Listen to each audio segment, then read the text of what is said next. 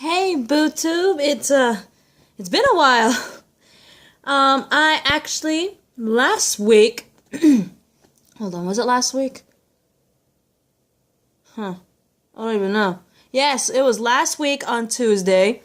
Last week Tuesday all the way to Saturday, I was training for my job, and then my first day on the job was a few days ago, which was Sunday.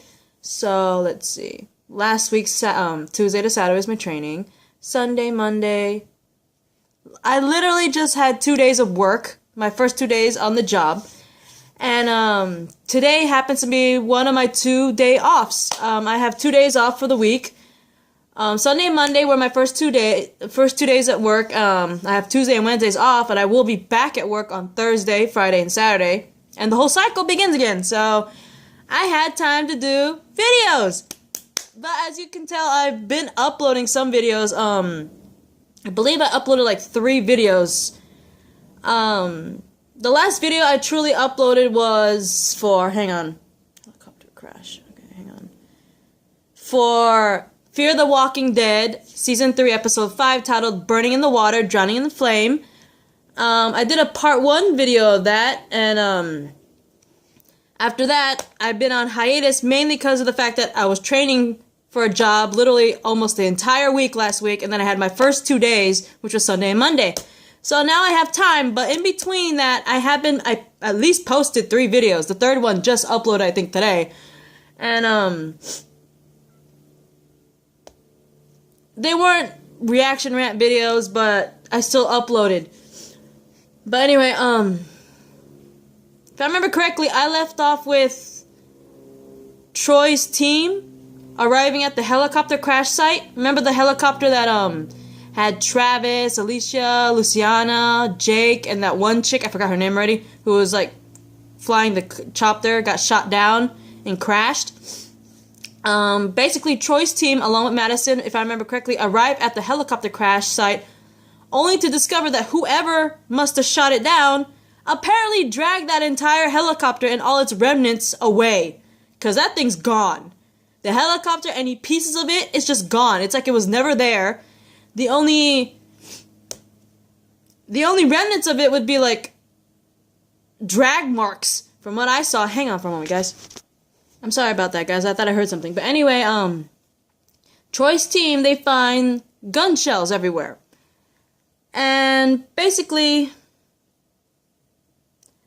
when they find these shells to the gun, they find out that they pretty much figure out that these gun shells belong to Phil, who's one, I believe, is one of the founding members of the ranch. And they pretty much deduce that Phil must have engaged these assailants that shot down the helicopter and then retreated to an outpost. So Troy's team drives into the outpost, drives into the outpost, but on the way, we hear Troy and Madison talking about stuff they lost, people and all that stuff, and Madison confides that seeing the place where Travis died pretty much shook her up, right?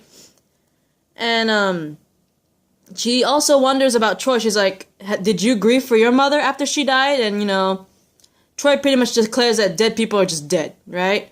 Hang on for a moment, okay? Sorry about that, guys. I wanted to take a swig of water. Hang on for a moment. I think I hear something. Sorry, guys. I was watching something. But anyway, Daniel and Strand are on their way to the Rosario Beach Hotel, and they stay at a pit stop on the way. And, Daniel questions Strand why he left the hotel, right? And apparently Strand's all explained that he wanted to do a broker deal with Dante for water. And of course, Daniel doubts that story, and it causes Strand to pretty much lash out on him, which I kind of don't blame him, but at the same time, I kind of don't blame Daniel for questioning it. I really don't. But anyway, Nick, while working on Russell's old burned-down house, Otto confides in Nick that Troy, he would have this uncontrollable crying fit when he was a child, like constant fits. Always crying, having hissy fits as a child. And apparently, in the midst of one of these hissy fits he had, Otto's wife, who I believe was Troy's mother, because remember, Troy and Jake have the same father, which is Jeremiah Otto, but they have 2 separate mothers, Troy being the son of the second wife. But anyway, Otto's wife, who I believe is his second wife, aka Troy's mom, pretty much locks Troy in the basement because he's having a crying hissy fit. And Otto and his wife were drunk at the time, and because they were drunk, they totally forgot about Troy in the basement until the next morning. So when they finally let Troy out, Troy wasn't mad, which is surprising considering a child. I mean, if I was a child, I was having a little hissy fit, and all of a sudden my mom locked me in the basement entire night, I'd be kind of freaked out, not gonna lie. But no, Troy wasn't freaking out. He was actually calm. He wasn't mad. And he just apologized to his father. Another sign of a sociopath, guys. I'm just saying. But anyway, Nick talks to his mom, Madison. Hold up, sorry. Let me rephrase that. Nick, talking to Otto, mentions that Luciana wants Nick to leave the ranch with her. But he also says that, you know, his mom wants him to stay, right? To the point where Otto asks Nick, you know, yes, Luciana wants you to go with her and leave, and your mother wants you to stay. But what do you want, right? And it's a pretty good, valid question. It's like, don't think about what your mother, sister, or Luciana want. Do what you want to do, right? Anyway, Troy's group along with Madison arrive at that outpost looking for that friend. I think his name is Phil. And they end up finding a pile of charred bodies, which I'm guessing are bodies of the search group that they had sent from the ranch to find the people who shot down the chopper. And they discover Phil. Hang on, wait. What was disturbing when they discovered Phil was he was sitting on a chair, like literally in the middle of nowhere, like a little further out from the outpost. What was awkward was that there was like this freaking a crow just sitting on his shoulder. And at first I didn't make anything of it until they zoomed the camera around to show. I didn't make anything of it, honestly. I thought maybe he was having maybe he got tortured and then, you know, he's suffering from dehydration because they find Phil and he's like babbling nonsense, right? And there's just crow sitting on his shoulder. I didn't make anything of it. I thought maybe like whoever killed the other people from the ranch, who most likely shot down the chopper, they may have tortured Phil for information about the ranch. You know, kill everybody else but leave one behind and torture him until they give him information, right? And I thought maybe he was tortured. He's still suffering from the torturing, and he's also dehydrated because he looked like he's like the middle of the desert kind of ish. It looked hot around him. So I thought maybe he was tortured and dehydrated and he's still recovering from it, not even realizing there's a stupid bird on him, and he's just babbling, right?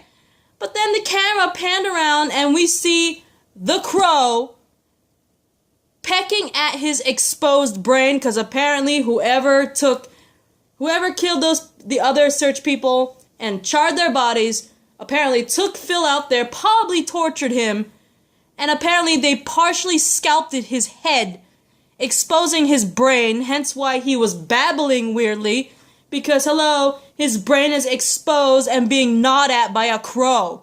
So, those nerves are gone, so that's why he's saying random stuff, because his brain's exposed and being eaten. And, you know, Troy's group and Madison, they're completely horrified, and Madison decides to take pity on Phil, because it's like, dude, his head is exposed, his brain's like practically pulling out of there, a crow is eating his brain, I'm gonna put this guy out of his misery, right? So Madison takes Troy's knife from his belt and slowly inserts it into Phil's head. So they put him out of his misery and they're like, you know, we gotta leave, okay? Whoever did this to those bodies and to poor Phil, they might be back. Or they might still be here, right? So it's like, we gotta go. And before they could move, unfortunately, a Native American man, apparently by the name of Walker, confronts them with his own little set of soldiers. And Walker declares that they attacked the outpost to pretty much take back the land that rightfully belongs to his people. Right? And basically Walker orders Troy's soldiers to put down their weapons. I understand that they do that, but what really intrigued me was the fact that they asked Troy, Madison, the rest of Troy's group to remove their boots. So basically, they took all of Troy all the weapons from Troy, his group, and Madison, right? They said they're gonna take their vehicles, and they took their boots. And so Troy's group and Madison, they have no choice but to comply after realizing, and of course with the implementation of Walker, that they are apparently surrounded by snipers, because that's what Walker says. It's like, you're completely surrounded, we have men everywhere, which means they must have snipers around, right? And so Walker warns them that if they don't abandon the ranch, everybody at that ranch will die, right?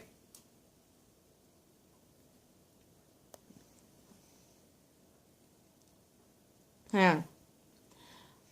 Back to Jake, we see Jake take Alicia to this lake that's apparently like his happy place in a way. In my opinion, I think it's his happy place. And he tries to encourage her to, find hope in poetry and art like she used to, right? And he keeps insisting, there's still beauty in the world, which I kind of like that about him, but at the same time, it's like Jake is way too calm. I understand, you still have to find hope in the world, but that never really goes well in the Walking Dead series. I mean, look at all the people that try to find hope in the apocalypse. Their asses end up being dead, okay? They're the predecessor show. Beth, Tyrese, so many people who found hope in The Walking Dead end up dead. And the fact that Jake apparently is finding hope in poetry and art and still says there's beauty in the world and he's trying to encourage someone else to see that, his ass will die. And he's pretty much turning Alicia into a target because he's like, I am encouraging you to find hope. Still see the beauty in the world like I do. Not only is he obviously going to be a target now for the Walking Dead writers to put to KO, because they do that all the time with the hope people, he's making Alicia into a hope person, and she might die too because of it. Stop it, Jake! We already lost enough hopeful people in the predecessor show. You most likely will die too because you're one of the hopeful people. Do not make Alicia one of you. I'm just saying. Anyway, Daniel and Strand end up arriving at the hotel only to find the entire entrance wide open and abandoned. And so Strand's like, oh my god, what happened? And he's assuming that this hotel must have been taken over, right? Which I think so too, because remember, before Strand left, there was a big angry crowd of people that wanted to take shelter in that hotel, and everyone in that hotel did not want to bring them in, except for Strand, who wanted to help some people that were injured. Remember that? So, in my honest opinion, I think maybe that angry mob came back. Maybe some of them were dead. I don't know. Dead or alive or both. But I think they came back and found a way to pretty much burst through the damn entrance and take over the hotel, and things did not go very well. Maybe there could have been a shootout and they all died or something. But anyway, Strand assumes that the hotel was taken over by the dead, and he warns Daniel not to go inside. But of course, Daniel, not listening to Strand, insists that I'm gonna go in there and look for Ophelia, because he thinks Ophelia is actually in there, right? He doesn't know the whole story. But anyway, as soon as Daniel and Strand enter the hotel, they find blood all over the ground, and Daniel ends up ringing the bell, the ding bell you found in the front counter, and they are in fact dead inside the hotel because they show up hearing the bell. And while the dead are closing in, Daniel pressures Strand, tell me the truth, where's my daughter, right?